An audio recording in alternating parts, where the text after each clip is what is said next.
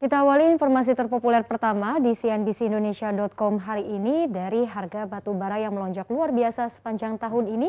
Rasanya tidak ada ya komoditas lain yang mengalami kenaikan harga setajam si batu hitam ini. Bahkan kenaikannya sempat memecahkan rekor tertinggi sejak 2008 di posisi $280 per ton.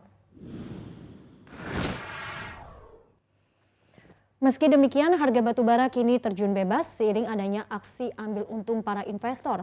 Pada perdagangan Kamis, harga batu bara ambles ke $224,9 per ton.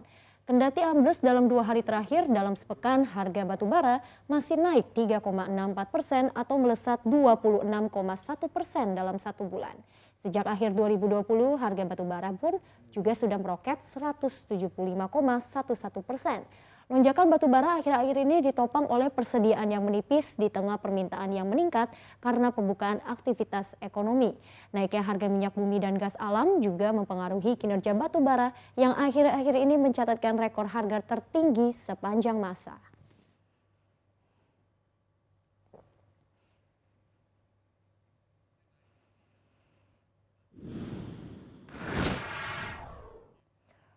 Di informasi lainnya, beberapa negara akan menerapkan aturan dagang yang lebih ketat terkait importasi barang, terutama terkait dengan isu perubahan iklim.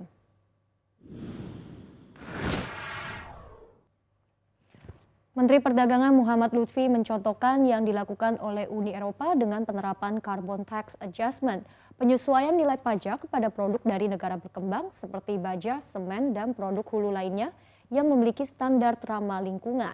Menurut Lutfi, hal ini adalah salah satu yang menghimpit atau menghalangi perdagangan Indonesia. Untuk itu harus dilakukan pembenahan sejak awal agar barang dari Indonesia tidak mengalami tantangan berat di masa depan. Saat ini pemerintah aktif membuat barang dari Indonesia menjadi lebih ramah lingkungan. Selain itu pemerintah juga mulai mengkaji program voluntary carbon market.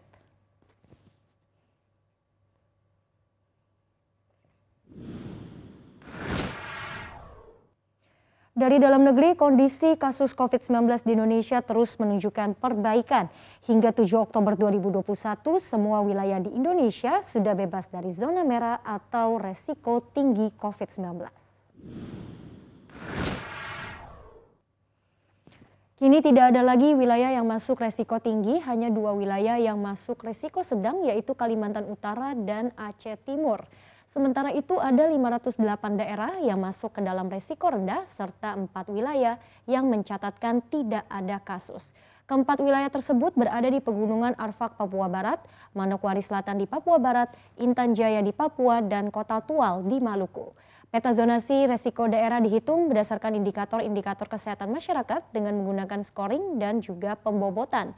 Kabar baiknya ibu kota DKI Jakarta sudah tidak lagi mencatatkan kasus kematian atau nihil.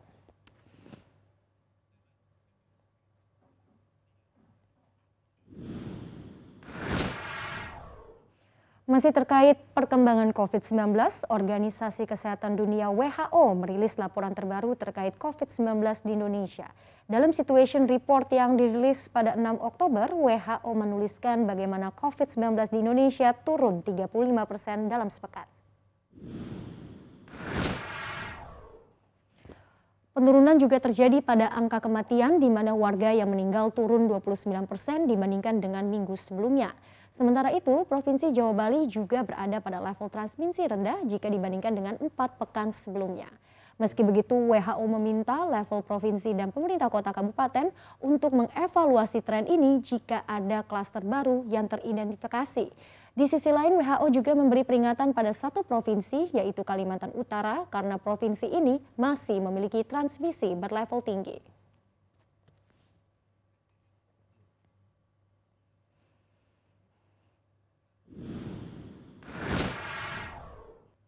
Demikian sejumlah informasi terpopuler di cnbcindonesia.com hari ini. Kita